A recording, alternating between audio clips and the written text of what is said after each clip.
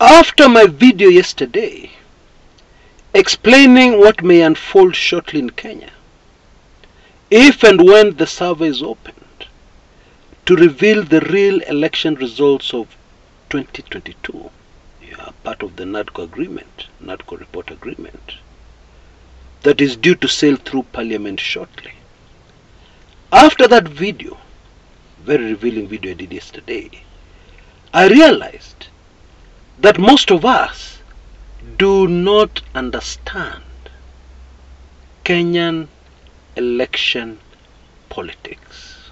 And yet, believe it or not, Kenyan election politics is very simple. It can be summarized in one short sentence. And that sentence is, stop Raila. Stop Raila. That's it. Now I know that sounds crazy. Yeah, but don't worry about it. I have compelling evidence. But first let me clarify the reason why this is so relevant right now. Kenyan election politics. It is very relevant because I have good reason to believe that if and when the survey is opened, the same strategy, similar tricks will be used to deny Kenyans justice. And of course, in keeping with the mantra, stop Raila. At all costs, stop Raila. And so, here are the 4 tricks that have been used to stop Raila in the past. Trick number 1, I believe I introduced in my video yesterday. But let me take a little more opportunity to give it more depth in my video today. You see, before 2010, under the old constitution, there were so many loopholes that could be used by the state and powerful people to stop the rightful winner of an election from taking office. The list was very long. For example, in 2007, the election did not end at the polling station. Okay? So what that meant is that the election ended when the returning officer made corrections before announcing the results. Now hang on a minute. What corrections can you possibly make to number of votes? This candidate got so many votes, this other one got so many votes. What possible correction can you make there? And that's the point. And so what it means, if Chris Kumekucha polls only 5,000 votes against Raila's 4 million, the returning officer can very easily add 3 zeros to my votes and declare me the winner over Raila, who had only 4 million votes. That's what I mean. And in 2007, there was another complication. Very stubborn Kibaki believed that he was capable of genuinely winning those elections. And therefore he resisted any interference until the very last minute, which ended up being tragic. Because when you interfere the last minute, it is much less believable. It is obvious you stole the votes. But one very smart thing was done in 2007 to manage the aftermath.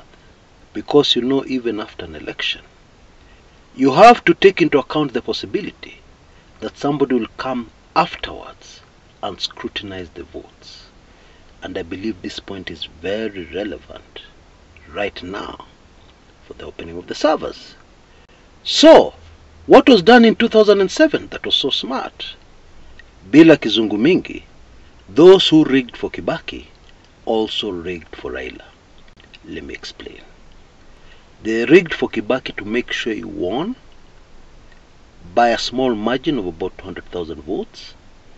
And then they also fiddled with Raila votes in his strongholds in Nyanza and the Rift Valley, so that a forensic audit afterwards would show, yes, Kibaki stole votes, but hey, Raila also stole votes. Ingenious. What? Now in 2013, the people who are doing this biashara were prepared well in advance, and it is very clear they knew who was going to win those elections. Yeah, and therefore the mantra, stop Raila, kicked in. Trick number one, there was a media blackout. Now, remember, they even had an explanation. They said the country was still hyper, very sensitive, after the 2007 clashes that took place after the election results were announced. And therefore, they had to be cautious. Results were only to be announced by the IEBC, and they did so very sparingly.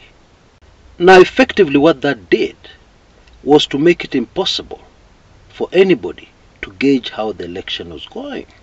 Yeah, because if you're following an election closely and results are being announced from all over the country, it is very easy to gauge who is winning and who is not winning. But there was still another obstacle in stopping Raila. Due to the 2010 Constitution and the stringent rules in the Constitution associated with the elections, a way had to be found around it. And in the end, the solution looked so simple. But it worked, and has worked to date. It even worked in 2022. The trick was, have several servers. So somebody goes to the Supreme Court contesting the election results, and the court orders the servers to be opened. All the IEBC does is to open one of the servers. Obviously not the one with the correct results. I'm sure you get what I'm driving at. Game shot. Success. Raila has been stopped. Now, those who followed the presidential elections in 2017 will remember NASA's effort to counter this many servers issue. Yeah. When they announced that they would have a tallying center of their own. What that meant is that this tallying center would collect all the results from each and every polling station, over 60,000 of them countrywide, and then do the sums on their own. And if there was any dodgy business with any polling station, it would be very easy to detect it. And therefore, that would be evidence against anybody who wanted to interfere with the elections. Now, of course, such an enterprise is a logistical nightmare. But NASA tried, and the intelligence community went out of their way to frustrate them at every turn. They even had equipment seized somewhere in Westlands in a raid that the security boys denied happened. Yeah, and yet they're witnesses. People were told to lie down on the ground. Hooded men came in, and they went straight for the relevant computers. Game over. But actually it wasn't game over, because we all remember that Chief Justice David Maraga surprised everybody by making use of the 2010 Constitution and introducing something that was brand new to everybody. Elections are a process, and if the process is broken, the results are also broken, irreparably so. That is what patriot, hero, who will forever be remembered, David Maraga, used to nullify the election of Uhuru Kenyatta as president. And in the process, he sent NASA supporters to the streets, dancing and celebrating and not believing what had just happened. Well, that was dealt with in 2022, and the way it was dealt with is that those who were fixing the election looked at it backwards. They went to the end of the process, fixed things there first, and then came back to fix the other things.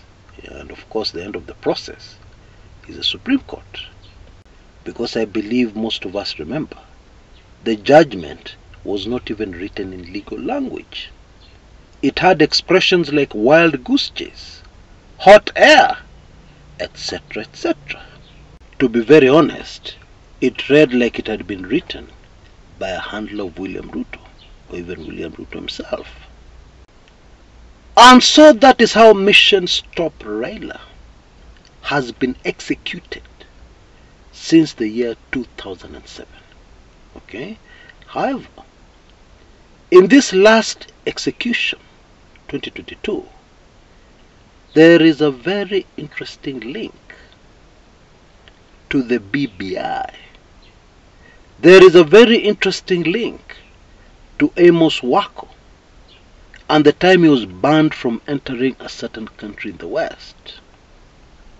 And there's also a link to a very recent appointment of the Consul General in Los Angeles, a Mr. Ezra Chiloba, or Chilobai, as his fans like to call him. There is a link. There are links there. And all this is discussed in my very latest highly sensitive report,